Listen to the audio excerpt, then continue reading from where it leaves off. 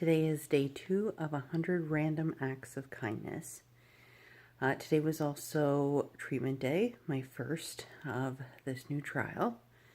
I didn't get any sleep last night, and for the few minutes that I would kind of doze off, I would have a nightmare about the injections that I got today.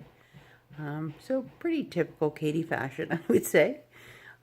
Insomnia was pretty high, nausea was pretty high, and then once you get so far, like I take, sometimes with my nausea I can take a Gravol, but it makes me sleepy, and then taking it at 1 o'clock in the morning when I have to be up at 5:30 is not a good idea. So I got very little sleep last night, and then had to take some sedation for the injections, and then the contents of the injections make you dopey, so I know I spoke with people today that I don't even remember, all that fun stuff. And anyway, it is what it is. It was fine. I put my Amla on and got the injections in my, I'm going to say bum, but they're not. It's like kind of your hip, like upper hip. Like they're actually really high. And then I got an injection in my stomach, and then I had 4 blood draws, I think, but they put in kind of like a, I don't know, a shunt or an IV or whatever they call it, so they didn't have to keep poking me, which was great. We were home by 1:30 maybe, and then I went right to bed, and I'm just waking up now, and it's around 6. So same thing, this is a typical situation where I don't necessarily want to put a phone in front of my face and record, but I think these moments are important, and I look like, I don't know what I look like. My eyes are still half open, and I look like I drowned in a river 3 weeks ago, like everything's so puffy, and anyway, I do feel okay. I was really scared about the nausea when I said that today, saying like, I don't feel terrible. They were like, it's not usually day 1. I was like, okay, keep waiting for it. Got it loud and clear. So, yeah, so I'm just kind of taking it easy, and I just want to get into the acts of kindness today. Right now, so when we left for the hospital this morning, we thought about dinner, and I didn't know if I was going to be able to eat or even to smell anything that Keith was making. Anybody who's been through chemo can probably relate to that, where when I was in chemo, Keith would say, you have to eat, and I'd go, okay, mashed potatoes, like a baked potato even, and then just mash from there, but don't put anything on it, like no butter, no salt, no pepper, like just a bland potato. And he'd go, okay, I can do that. And he'd come in, I don't know, 10 minutes later with it, and I'd say, oh my God, get that away from me, I'm going to be sick. So I was kind of a little worried about that, but nonetheless, Keith still has to eat. And so we were lucky enough to have chopped vegetables from my friend Leah in the fridge. And when my mom came up at Easter, she made a huge ham. And we made, I don't know how many meals out of that. So we got to take the ham out of the freezer and the vegetables, and she made extra cheese sauce. And so dinner was essentially made. We just have to heat it up. And that is the random act of kindness today. I have had, my friend Julie came up to visit, and she just said, yep, whatever recipes you want, let's go out grocery shopping, we'll pick up everything, and I'll make it, and it'll be in your freezer. My friend Johanna came up, I think she came up for the whole weekend, and that was her entire intention, to just cook in my kitchen the whole time. And sometimes it's a matter of like, oh, I should be helping, and it's made quite clear to me that nope, this is meant for me to do and for you guys to enjoy. And Johanna made us something like 14 meals or something, and she said, I have some meals put aside, but outside of that, well, you can pick whatever you want, and I can cook anything, So same thing, we picked some recipes, and then she went out or we went to grocery shopping, and then came home. I feel like I'm really dopey, I'm sorry.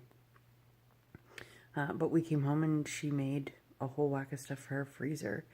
And so it is so amazing that my friend Heather did the same thing when she came to visit. She made us some stuff in the slow cooker, and it was the same thing. It was like this delicious meal that, you know, we just have to add veg to, or cut a salad for, or, you know, it just makes things so much easier on us.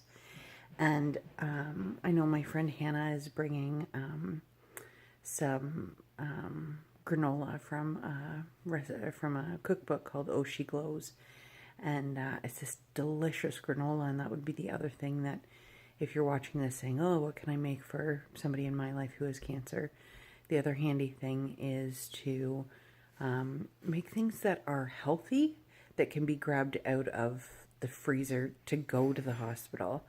Leah and I were just talking about that recently, and that kind of thing about, like, there'll be huge amounts of food for dinner, but how great is it that, you know, you can reach in and grab something handy for breakfast or lunch too that's frozen, that you don't have to, you know, worry about anything. You just grab it and throw it in your bag, and it's thawed by the time you're at the hospital or ready for lunch or whatever it is. And so I'm going to say this a lot through these 100 days, but stick to your strengths. If you can cook, focus on cooking.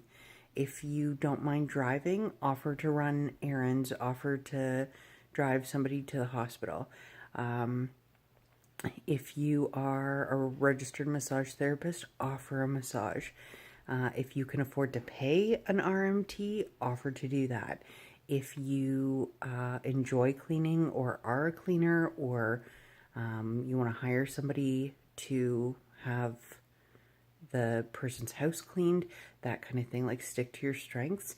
And I'm so lucky that so many people in our lives, their strong suit is cooking, because we have these delicious meals just waiting for us in the freezer. And currently our freezers are full. And I mean, you know, I've often talked about the costs of cancer and how crazy they are, but right now food is not one thing that we have to worry about, outside of daily or weekly produce that we have to go and grab. And luckily Keith and I really like vegetables. Last night, because I wasn't sure about the rest of this week for eating, last night I said I just want a big vegetable stir fry, just tons of vegetables to get into me, because, you know, as much as our intentions are good, when you feel like crap, sometimes it doesn't matter how much you know that vegetables and proper proteins are the way to go. You just, the thought of them make you sick, kind of thing. So today, my random act of kindness go out to so many people. I won't name them because I'm not sure how everybody feels about being named on these kind of things. But Keith works with a man whose wife has made us, oh my gosh, so much stuff, and it's the same thing. They show up and they just, you know, and nobody wants appreciation or thanks. It's just, no, of course, like, you guys are busy, or you guys are sick, or, like, of course we can make you a macaroni casserole or whatever it is. And it's just lasagna, shepherd's pie. Oh my gosh, they've made us so much stuff. This delicious maple syrup cake, like, unreal. So today I say focus on your strengths, and if they happen to be cooking, a good tip is to, I know the element of surprise is always nice, and I love surprises, I think, more than anybody, good surprises. But I would say that it is handy sometimes when friends say, you know, what can I make for you, and come over and make it. I know that's not always a possibility, but sometimes that is very handy when they come over and I can pick a recipe specific to what we like, because you don't know, you have no idea, and especially when somebody's in treatment, their taste buds are all over the place. So that is my random act of kindness for today. I am so grateful when people come over and make us meals, so that on hospital days like this, we have to come home, Keith's heating up some meat and cooking some veg, and then we're done. So it takes pressure off me to make anything, and then it makes me feel less guilty that I'm not making anything, and that he has to do little, I'm going to say, to have a really nice meal. So to everybody who's been in our kitchen and showed up with food, thank you so much. I'll talk to you tomorrow.